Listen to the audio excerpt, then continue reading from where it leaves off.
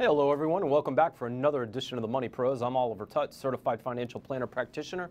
I'll be your host for the next half hour as we talk about all the issues related to your money, how to make it, how to keep it, and hopefully how to help it grow. So we've got a lot to get to on today's show. Let me give you an idea what the rundown is. First up, we're going to be talking about millennials, and more specifically, why are millennials not investing? So we're going to talk about what a millennial is in case some of you that are watching don't have one in your household or don't know what it is. We're also going to talk about why they're not investing their money. And then our special guests, we're joined by our real estate pro, none other than Chad Kritzas with Keller Realty. We're going to be talking about what's ahead in 2018 for the real estate market. It's certainly been booming right along with the stock market. We're going to get Chad's take on that, and more specifically some mistakes he's seeing buyers potentially make in this heated up market. We're also going to be talking about it's sort of an interesting story in terms of financial infidelity, which is a phrase that piqued my curiosity. So we're going to be talking about what that is, and you can ask yourself, is that something that I've ever committed? And it's an important question because it's certainly something that could potentially, according to the latest research, actually cost you a relationship. So we'll be talking about all those things. So let's leap right into it. And we're going to start off by talking about a question, article I read recently on the question about whether or why millennials are not investing their money. So it was actually, the article was based on a study that was recently done by Bank of America and their major investment subsidiary, which is Merrill Lynch.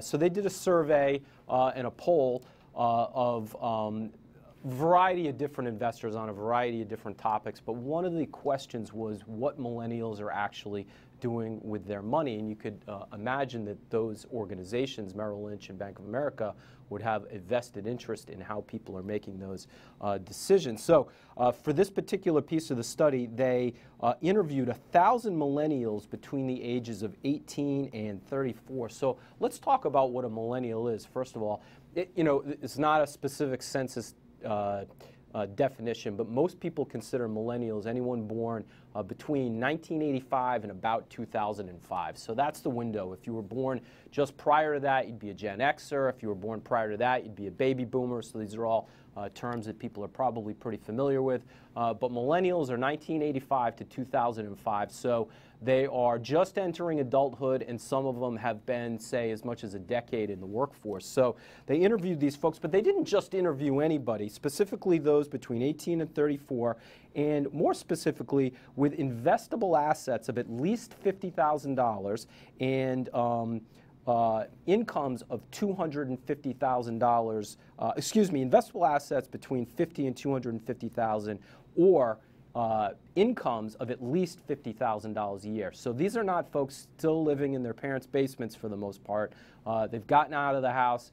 They've become relatively financially successful. And one of the questions was, are these people saving? In other words, are millennials even putting money away? And according to the Merrill Lynch Bank of America research, they are, in fact. So the statistics indicated from this survey that 38% of millennials save at least half of their paycheck.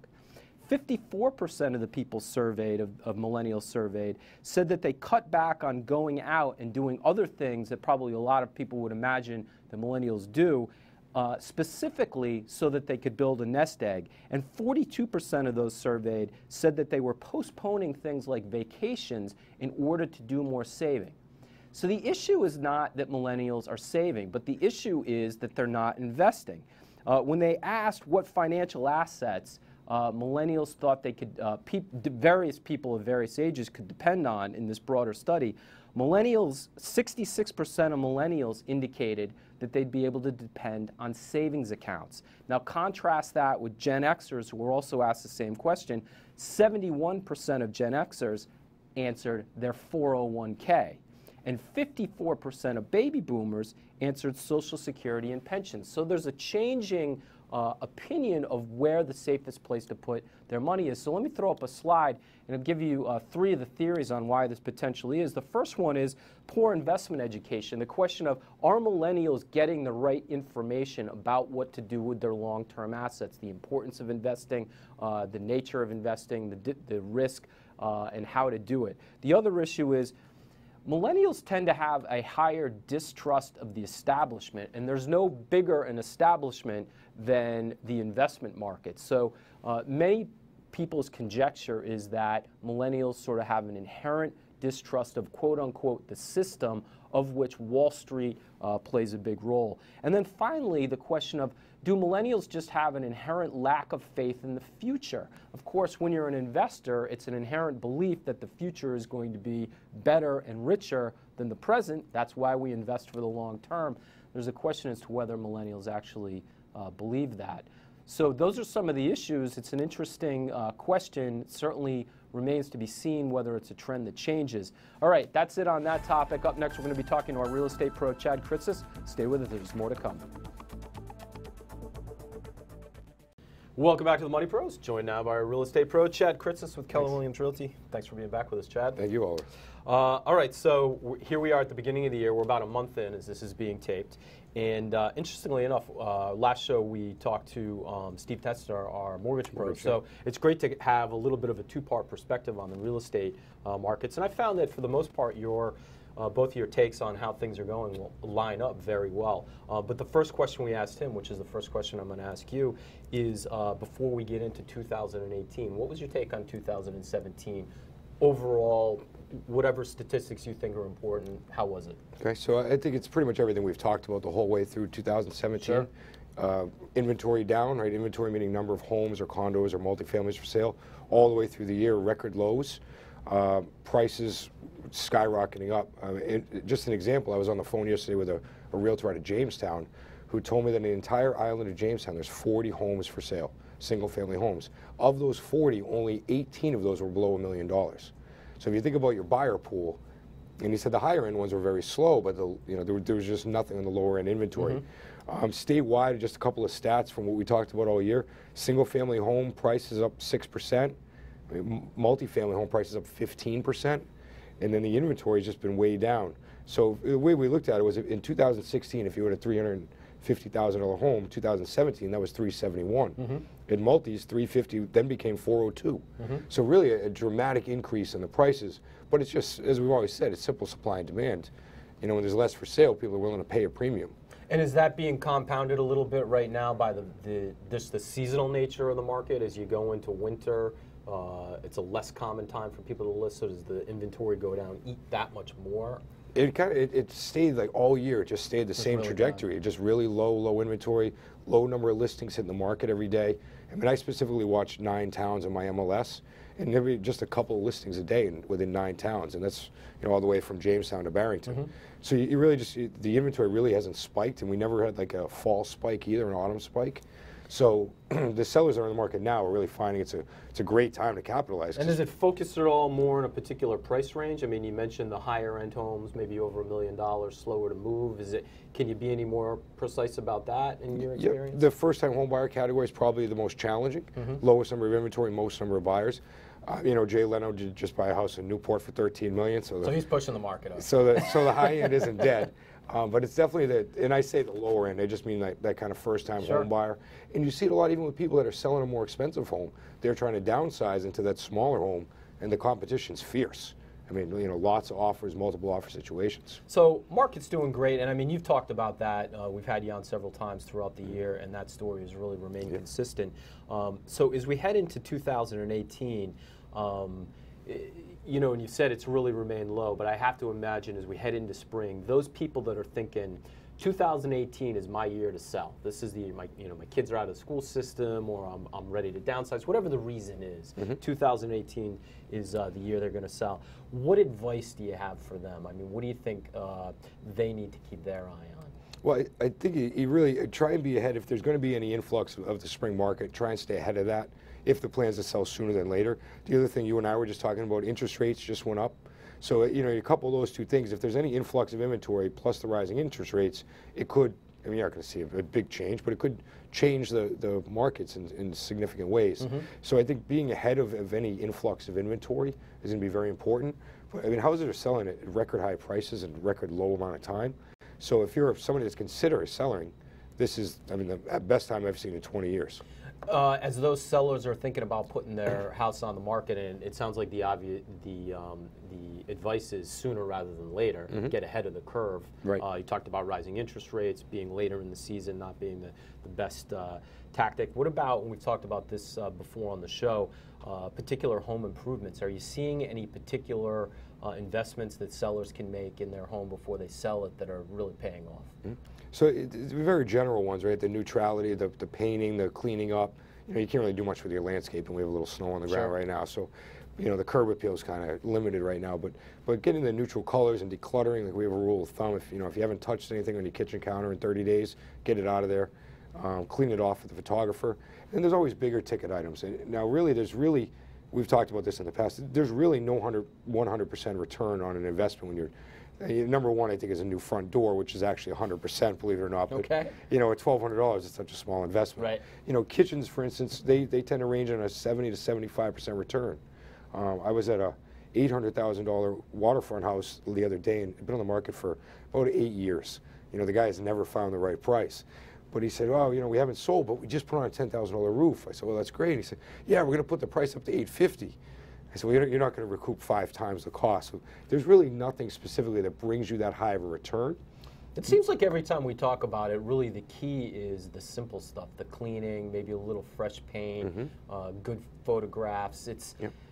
Those are the things that are going to help you move your house. And then pricing it right, not having ridiculous expectations about what those investments you made into the property are going to net you in the end, right? Right. So, I mean, it's always, you can always break real estate down into 3 words. It's condition, it's location, and it's price.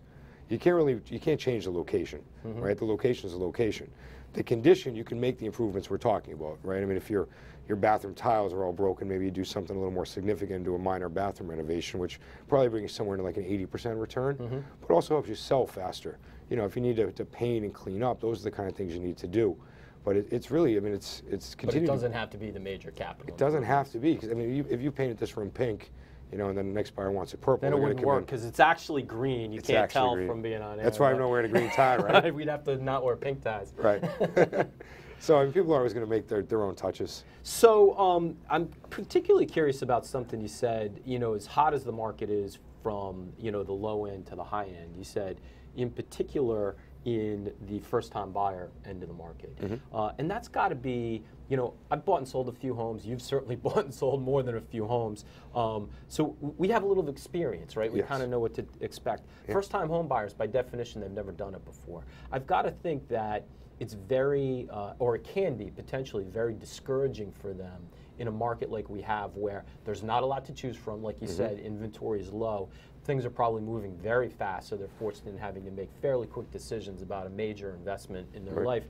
Do you see them making mistakes or potential mistakes that you can help them avoid? And if so, what are some of those mistakes? Right. I mean, the first thing is you're going to have an experienced agent or an agent that's familiar with that market to kind of help you through that process. So some of the things we talk about, like certain types of financing, if you're doing FHA or VA financing, the appraiser is going to come in. We just had this happen this week. And the appraiser came in and noted there was no handrails. Front stairs, basement stairs, there's no handrails. So when you're doing an FHA or VA loan, safety issues, handrails, chipping paint on the trim work, that's a big issue. Somebody never really thinks of that, but they don't want to see any peeling paint.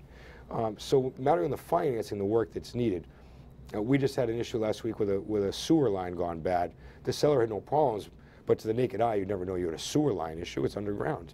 So really, when it comes to the financing, you got to look at those things. Look at the furnace, the roof. Do they look like, and this is a great inspection term, past the end of its useful life? Meaning, if it's a 30-year roof and it's 40 years old, how much time is really left? Right, even if it may look okay, there's got to be a question. There's probably other things like that.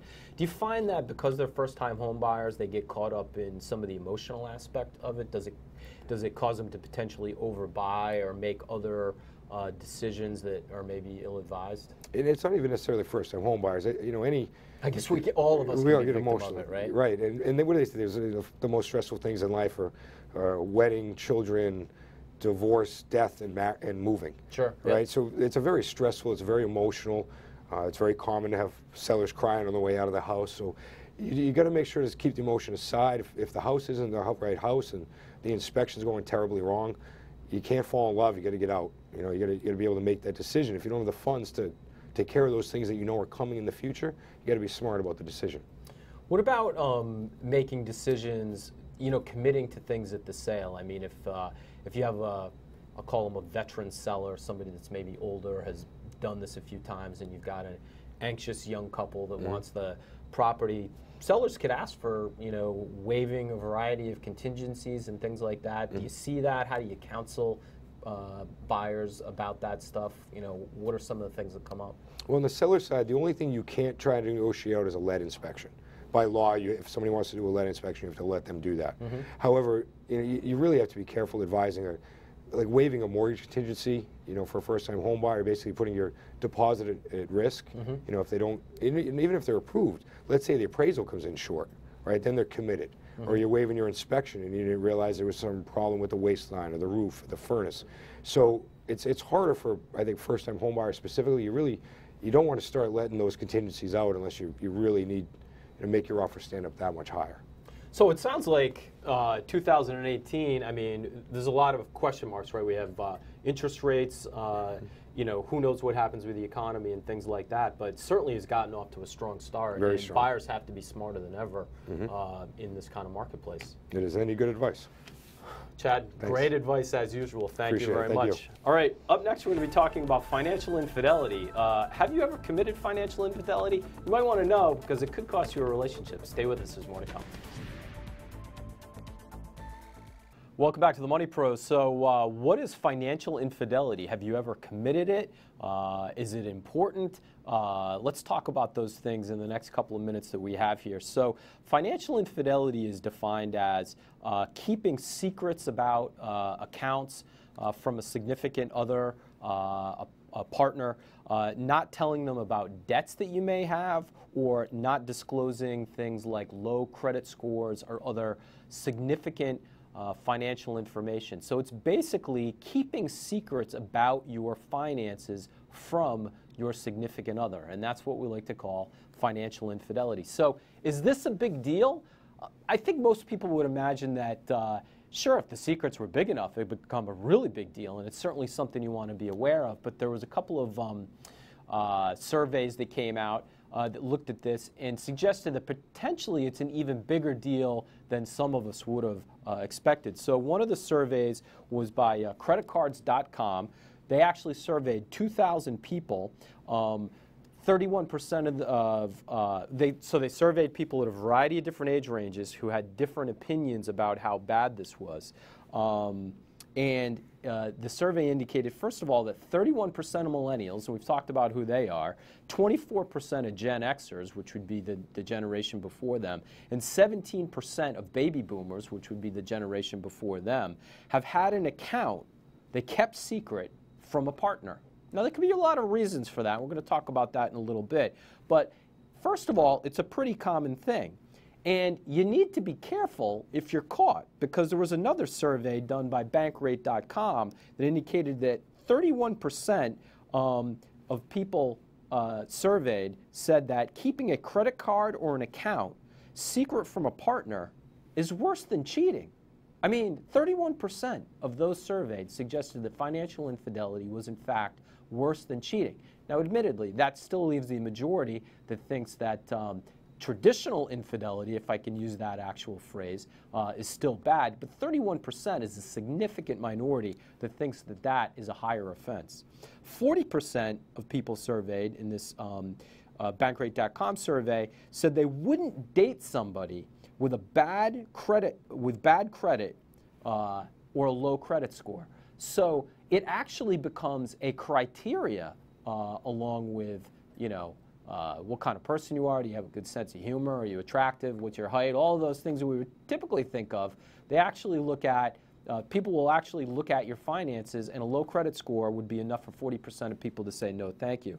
An older survey from a research firm called YouGov surveyed 1,100 people, of which 70% of those people surveyed said they'd consider breaking up with someone for a hidden debt with an average amount of $5,000. So some people even said less than $5,000 and still break up, but a hidden debt That's pretty low.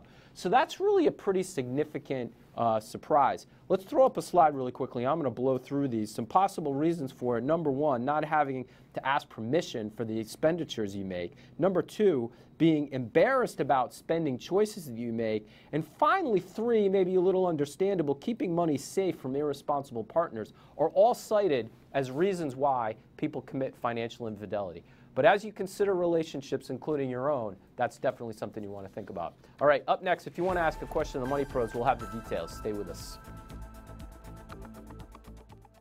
Welcome back to the Money Pros. So one of the things I enjoy most on this show is answering questions in this very segment. So I want to take an opportunity to encourage all of you that might be watching to ask us questions. Now, when you send in a question, you're not just asking a question of me, although if I can answer it, I certainly will. But you're also asking a question of all the Money Pros. So if you have a question about real estate, mortgages, estate planning, taxes, investments, any one of the number of things we talk about on this show, it's fair game, and we'll find an answer for you.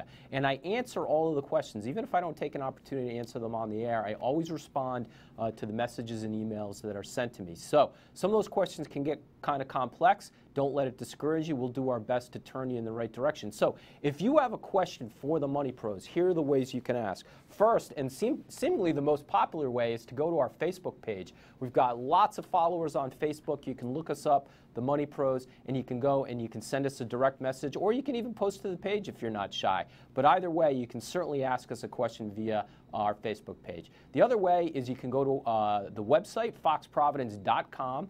You can click on Programming, find the Money Pros, and on our Money Pros page, you can click on Ask the Money Pros, and you can submit a question that way, and that will come to me, and I will make sure that it gets to the right person to get the right answer. And then the final way is just send us an email, moneypros@foxprovidence.com. You can send us an email and ask the question. So whatever the question is, I encourage you to send it in. We love answering questions on the show, love hearing from our viewers. I'll even take suggestions on topics that you'd like covered more on the Money Pros.